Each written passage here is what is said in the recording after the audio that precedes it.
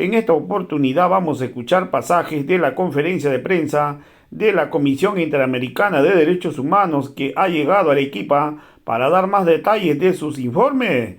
Mencionó que en el Perú se violaron todos los derechos humanos durante las protestas contra Dina Boluarte. También ha dicho que no se quiere reconocer el derecho del pueblo que tiene a movilizarse. Ha dejado claro que la participación política del pueblo es un derecho humano. También ha dicho que si hubo exceso de fuerza, se ha usado armamentos de guerra. También ha dejado claro que el Estado peruano salió a ejecutar y masacrar al pueblo. Sí existió ejecuciones extrajudiciales, lo ha vuelto a ratificar la Comisión Interamericana de Derechos Humanos. Hoy las cosas se le siguen complicando a Dina Boluarte. Vamos a escuchar pasajes de esta conferencia de prensa desde la ciudad de Arequipa. Este informe. Bueno, en este informe pasa por reconocer elementos contextuales, ¿no? Y señala que varias de las cosas que han ocurrido en este país tienen que ver con unos antecedentes de una frágil construcción democrática, antecedentes que tienen que ver con un país marcado por la discriminación y el racismo, ¿no? Lo que encuentra la Comisión también en sus visitas y informe es que las víctimas de las masacres, de las ejecuciones extrajudiciales, tienen unas características que corresponden a las víctimas también del conflicto armado interno, que están recogidas en la Comisión de la Verdad. Es decir, la mayoría es población de territorios, estantes de zonas rurales, de comunidades campesinas, que corresponden a Puno, Ayacucho, Lima, Cusco, Andahuaylas, Ichanaki, ¿no? Hacia el norte o hacia el centro, o Ica, es un territorio de zona de la agroexportación. Entonces, digamos, el primer foco que coloca la comisión es esto, ¿no? ¿Quiénes son las víctimas? ¿Por qué salir las víctimas? Y eso obviamente nos hace pensar en esto que destaca claramente. Este es un país donde todavía está muy marcado el tema de la discriminación y donde no se quiere reconocer que estas personas de estas características son ciudadanas y ciudadanos y que tienen derecho a la participación y expresión política. Ustedes habrán escuchado varias veces que la presidenta decía, yo no sé qué quieren, yo les hablo de agua, les digo que vamos a hacer desarrollo, un puente, etc. Y ellos dicen que renuncie, etc. ¿no? Entonces, lo que esta población quería es ser reconocido como actores, como sujetos políticos que tienen también, no hay que olvidar que la participación política es también un derecho humano. ¿No? Existe ese derecho que todos pueden participar y tener demandas políticas. También está que siendo el Perú un país con un alto porcentaje de población de las distintas procedencias étnicas, ¿no? Culturas, lenguas originarias, población nativa, no teníamos una adecuada representación de esas poblaciones en el Parlamento. Otros países en la región tienen, ¿no?, cupos asegurados en el Parlamento para esa representación. Nosotros no. Cuando esas culturas son, ¿no?, mayoritariamente presentes en el país. Entonces, esos canales de la representación política no han estado funcionando. Y lo otro es que cuando han expresado sus demandas, su derecho a la protesta, ¿no?, la forma en que se ha hecho esta protesta, el Estado peruano, en vez de actuar de acuerdo a las normas y de acuerdo a los protocolos, lo que ha hecho ha sido entrar y hacer un uso excesivo de la fuerza, ha utilizado armas que no están permitidas para disuadir a las manifestaciones, porque no es que entró con una vara, no es que entró y usó gases lacrimógenos de la manera adecuada, usó armamento de guerra, fusiles Gary, fusiles AKM. Con eso no puede salir a disuadir una manifestación. Entonces, esto nos hace pensar que el Estado peruano salió a matar, ¿no? Y lo que encuentra la Comisión y los otros informes de otros organismos que se han hecho, como el de ayer también de la Justicia Nacional que se presentó en Lima, es que lo que ha ocurrido, ¿no?, son ejecuciones extrajudiciales. Y lo que ha ocurrido también son masacres. No es posible que en periodos tan cortos de tiempo, unas cuantas horas, 7 horas, 9 horas o 5 horas, en Ayacucho o en Juliaca, tengamos como resultado 10 muertos, o 20 muertos, 19 muertos en Juliaca, ¿no? En total, en este periodo hemos tenido 49 muertos de responsabilidad directa por el uso desproporcionado de la fuerza y otros tantos, con los cuales pasamos los 60, que tienen que ver por condiciones, digamos, colaterales, ¿no? Porque la ruta estaba tomada y no pudieron llegar, ¿no? Porque no pudieron acercarse a un servicio, etc. Entonces, todo ese conjunto de muertes son responsabilidad del Estado peruano, ya sea porque usó de manera desproporcionada la violencia, ¿no? La fuerza, o porque en el caso de las rutas tomadas, no pudo, no supo, ¿no? Cómo intervenir adecuadamente y liberar la ruta y gestionar que se abra la ruta por horas, hacer corredores humanitarios, pero tenía que garantizar el tránsito de las personas, ¿no? Y garantizar el tránsito de las personas no quiere decir salir a matarlas. Entonces, allí hay responsabilidades. Y además, no ocurrió en un solo lugar. Hemos mencionado varios de los lugares donde ocurrió y ocurrió de la misma manera. Eso, en el campo de los derechos humanos, quiere decir que hubo un patrón de la forma en que el Estado actuó. No es que un policía lo quiso desubicado por allí, no tenía, ¿no? Desde su vara y entonces sacó su arma y disparó. No. Todos actuaron de la misma manera. Todos dispararon. ¿Ya? Tal es así que las necropsias, los exámenes que hacen los médicos forenses, encuentran que las balas se dirigieron de la cintura hacia arriba. O sea, pulmón, corazón, cabeza, cuello, abdomen. Eso quiere decir disparar a matar. ¿Ya? Cuando hay enfrentamientos,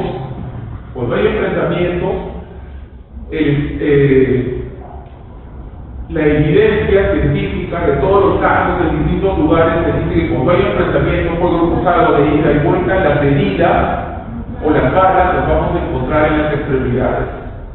No en este caso las hemos encontrado en el tronco superior, ¿no? Entonces, acá hubo una intención.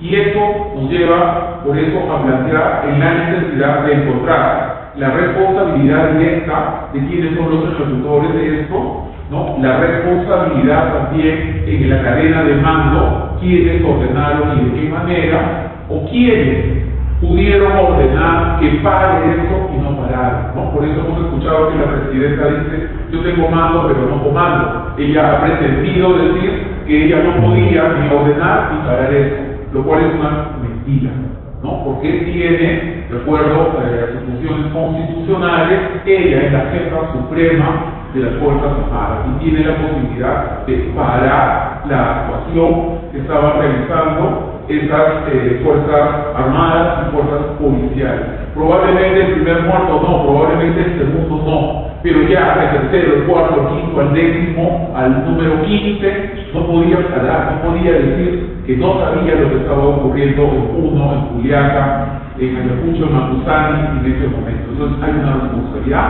hay un conjunto de recomendaciones que están en este informe, sobre todo en el campo de la justicia, porque lo que queremos evitar es que se convierta en un caso más de impunidad. Ustedes saben que lo que hay en el Perú históricamente es impunidad. En 20 años, nosotros miramos, ¿no?, todas las protestas que hemos tenido, hay más de 150 personas que han perdido la vida en estas protestas. Y no hay ninguna persona que haya sido sancionada como responsable de haber asesinado a alguno de esos 150 manifestantes. Solo hay una sanción en un caso de Ayacucho y no es una sanción de un órgano de justicia nacional, sino que es de un órgano internacional, ¿no?, que es el Comité de Derechos Humanos. Entonces, no queremos que esa impunidad se siga repitiendo en este país. Por eso, ustedes habrán visto que la Fiscalía de la Nación para investigar ha tomado distintas medidas, ¿no? Primero pretendió que las investigaciones las hagan los fiscales de crimen organizado, lo cual es un error, porque no están formados para realizar investigaciones en violaciones a derechos humanos. Todos tenemos especialidades dentro de la prensa, ¿no es cierto? Una cosa es cronista deportivo, otra cosa es el que cubre policiales, Los abogados, unos son de derechos humanos, otros son civiles, otros son mineros, todos tenemos especialidades. Si te duele la cabeza, no te vas pues al gastroenterólogo, ¿no? Entonces, en este caso, la fiscal pretendió que lo hagan los fiscales de crimen organizado, como si los manifestantes fueran una banda, ¿no?, de delincuentes. Luego eso se corrigió y se dijo, ya, le vamos a entregar a la fiscal penal que tiene responsabilidad en la zona, pero era una sola fiscal y su adjunto, sin mayores recursos. Luego dijo, vamos a crear una fiscalía de derechos humanos allí. Y por último, tomó la medida de crear un equipo especial en Lima, centralizado en Lima, y que todas las investigaciones, todas las carpetas de investigación, las de Ayacucho, las de Cusco, las de Ayahuayca, las de Juliaca, todo se remita a Lima, lo cual genera mucha desconfianza, lo cual sentimos que también entorpece, ¿no?, los avances de la justicia. ¿Cómo va a ser? ¿Los familiares van a tener que trasladarse? No, dijo, no, nosotros vamos a ir a la zona, pero no están yendo siempre, ¿no? Es más, están y dijeron que tampoco lo iban a hacer de manera remota, es decir, que no se iba a utilizar la internet y lo virtual. ¿Por qué? Porque usted sabe que en muchos de estos territorios la internet va y viene. Pues eso ha pasado hace unos días en Ayacucho. Estaban visualizando los videos que existen, ¿no?, sobre las distintas ejecuciones en una sala y estaban los familiares, lo estaban visualizando en Lima, ¿no? Pero supuestamente todos debíamos de ver la batalla en Ayacucho. Pero la internet era mala, y se cortaba, y se cortaba, y se cortaba, y se tuvo que suspender la sesión. Y así se va postergando y no se puede avanzar, ¿no? Y lo otro que también ocurre en este país es que la justicia no se da en los tiempos que corresponden. Tardamos 15, 20 años, 28 años, 30 años para conseguir justicia. Entonces, allí ya muchos de los familiares y de los miembros de las víctimas habrán muerto cuando probablemente salga esa sentencia y luego será otra lucha para que esa sentencia se cumpla, ¿no? Entonces hay que estar muy vigilantes desde la prensa, desde la ciudadanía y también, ¿por qué no insistir en la recomendación que le hace la Comisión Interamericana de Derechos Humanos al Estado peruano, ¿no? Y le dice, ustedes pueden invitar a unos expertos internacionales, no que los reemplacen, pero que acompañen el proceso de la justicia peruana, que acompañen a estos jueces y fiscales, ¿no? Como se ha hecho en algunos casos en México y en otros países de Centroamérica. ¿Por qué? Porque es un caso complejo y porque es un caso donde no necesariamente quienes van a administrar justicia son especialistas. Entonces necesitan expertos forenses, necesitan expertos en balística, ¿no? Necesitan expertos en un conjunto de materias que no tenemos acá. Entonces es importante que este grupo de expertos internacionales vengan a acompañar acá el proceso y nos garantice mínimamente que esto se va a llevar con imparcialidad. Además de pronunciarse sobre el tema de abuso durante la represión de la protesta social, la Comisión Interamericana ha hecho una serie de observaciones importantes sobre la institucionalidad democrática del país. Sin embargo, lamentamos profundamente que el Estado, en lugar de implementar estas recomendaciones, lo que está haciendo es continuar destruyendo lo poco que nos queda de institucionalidad democrática en el país. Una recomendación específicamente tenía que ver con el fortalecimiento de la Defensoría del Pueblo por el rol tan importante que esta institución juega y ha jugado durante la crisis en la defensa de los derechos humanos. Sin embargo, lo que se ha hecho es nombrar a una persona totalmente idónea para el cargo, que es Josué Gutiérrez, una persona con antecedentes de acusaciones de corrupción, homofóbico y vinculado, como ya hemos visto en los días pasados, a grupos antiderechas, a grupos de extrema derecha, a grupos violentistas que, por ejemplo, el día de ayer agredieron directamente a los deudos de las víctimas de las protestas. Rechazamos tajantemente el nombramiento de Josué Gutiérrez como defensor del pueblo y esperamos que se pueda rectificar esta decisión al amparo de la propia ley orgánica de la Defensoría del Pueblo. En segundo lugar, la Comisión señaló que no se deberían hacer reformas de la institucionalidad democrática sin un proceso adecuado de diálogo con la participación participación de todas las fuerzas de la sociedad civil. Lamentablemente, lo que vemos en los últimos días es que desde el Ejecutivo y el Congreso se están llevando a cabo una serie de maniobras para cortar también la justicia electoral. Hemos visto en los días pasados que se está impulsando una acusación constitucional contra Zoraida Ábalos para designar en su lugar a un fiscal supremo que sea favorable del régimen y que participará en la designación de los nuevos miembros de la Junta Nacional de Justicia. Además, se están haciendo reformas, se están impulsando proyectos para que el Congreso pueda acusar constitucionalmente al presidente del Jurado Nacional de Elecciones y de la OPE. Entonces, lo que vemos es que claramente se están incumpliendo las recomendaciones de la Comisión Interamericana de Derechos Humanos y se está destruyendo lo poco que queda ya de división de poderes en este país. Estamos ya en una crisis muy grave, no solo es una crisis de los derechos humanos, es una crisis de la institucionalidad democrática en el país. Esperamos que pueda en los próximos meses realmente implementarse estas recomendaciones de la Comisión y que no quede en letra muerta, porque eso es lo que estamos viviendo en estos momentos. Se nos ha entregado un informe muy valioso que ofrece herramientas importantes para las acciones de incidencia en defensa de la democracia y los derechos humanos, pero desde el Ejecutivo y el Congreso simplemente han dejado este informe guardado en un cajón y han hecho una serie de maniobras para deslegitimar su contenido. Señalando, por ejemplo, que el informe está parcializado porque no considera las muertes de los policías. Falso. Sí se considera. Inclusive se menciona de manera explícita el hecho de la muerte de un policía que apareció su cadáver incinerado dentro de un patrullero.